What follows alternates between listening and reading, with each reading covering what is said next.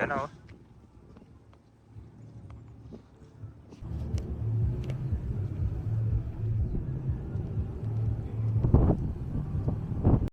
Ito ang itsura noon, nung kasagsagan ng pagtambak nila ng buhangin sa harap ng Seascape Village, Lime Hotel at itong Sofitel. Halos nawala yung tubig dito at ganyan kalawak yung lupa ngayon dyan, yung natambakan nila. Maraming mga reclamation projects dito, all around sa Metro Manila. At ang iba dyan patuloy, ang iba dyan ginagawa, nire-review pa. So itong reclamation project ay dagdag panibagong development. So itong part na i-cover natin ngayon dito sa Seascape Village. Ito na yung itsura niya ngayon after matanggal, ma-pushback yung mahigit 300 meters na mga buhangin nito. Kaya pag namasyal kayo ito, may kita nyo na ulit yung view ng sunset. Alright, so nandito na tayo ngayon sa Seascape Village. Ito ba yun yung amazing show? So ito yung pag-update natin ulit dito sa harap ng Seascape Village. Kasi naalala nyo ka ba yung harap nito? Tinambakan ng kanya mga buhangin. At tapos ayun, maraming mga nalungkot doon dahil yung view, hindi mo na makikita yung sunset. Napakaganda kasi nitong Seascape Village eh. Ito yung bibili ka ng mga live seafoods tapos papaluto mo. May enjoy mo yung view ng Manila Bay.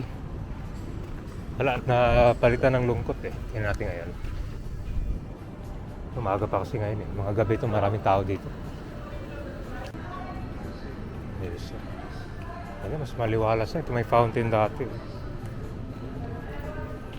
So basically ang pinakamaganda dito kabayan yung view talaga. Ito yung coastal stage. So maraming talaga. Yung mga naghahanap dyan ng pang get together or pag may reunion kayo, ito the best place.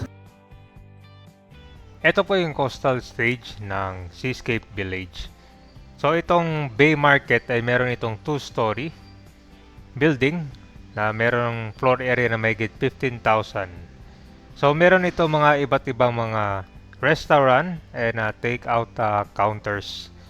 Ang Bay Market na to ay nag-feature sila ng mga wet and dry market area kung saan may kita nyo yung mga live seafood, fruits and vegetables. Yun, pagpipili kayo dito, pwede na rin ipaluto. So dito sa coastal stage may mga bagong amenities tulad ditong children's playground. Meron na rin golf. Ito pag may mga event, may mga stage din. Mas dinagdagan na rin itong mga tables and chairs, no? Ang ganda na.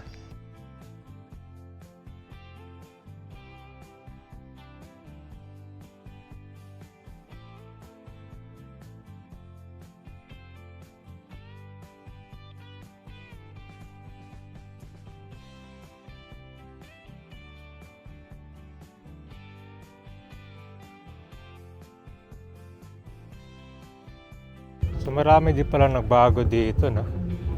Una-una na yung view dito. Napalik na yung yung dagat. So binawasan to mga ilang meters. Pinushback. Tinanggal yung mga ibang buhangin.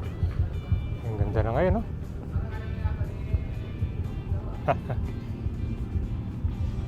Ayun, daanan dyan, sir. Ha? Ayun, dito may daanan na pala ulit to. I think doon sila nagsimula sa dulo. Ayan, ganda oh.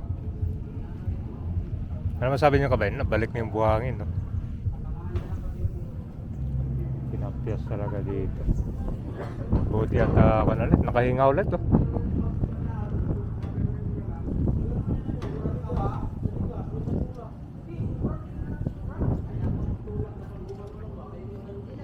Ito may bago putso. Para sa mga goat to. Kunting libangan, no?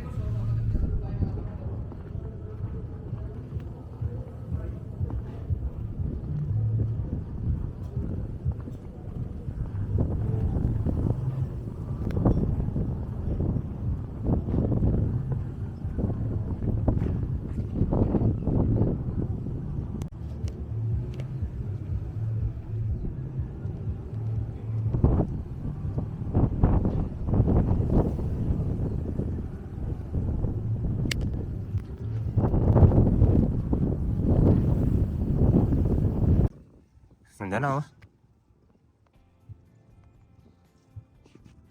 So may ilang meters lang yung inatras niya.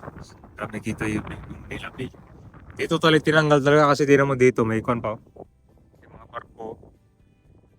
Saka yung buhangin nandiyan pa yung tambak. Although may mga activities na ginagawa tulad dito mga truck. May dalang mga kanyang buhangin. Yan nila kinakarga.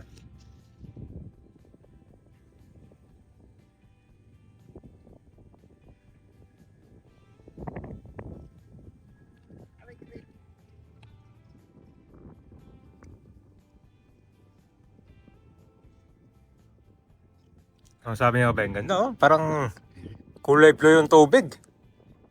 Natural yung kulay, ang linis. No?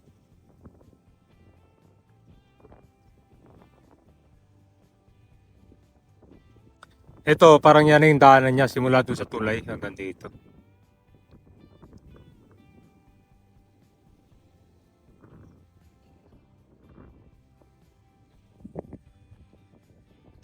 Babaw lang yung tubig. Oh. Dahil siguro sa mga buhangin to na tinambakan nila. No? Dito na tayo sa may Libertad Channel. So ito yung karugtong ng ginawang reclamation project. Ito papuntang Seaside Boulevard na yan. Dito tayo sa Jose de Ocno. So ito na yung nagawa nilang daanan. Marami na pala mga sakyan dumadaan.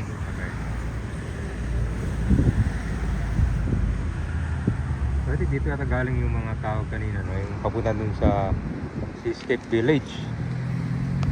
Dito kasi maraming mga bangka talaga yan. Tapos ito yung mga nanghuli ng isda dyan sa Laon.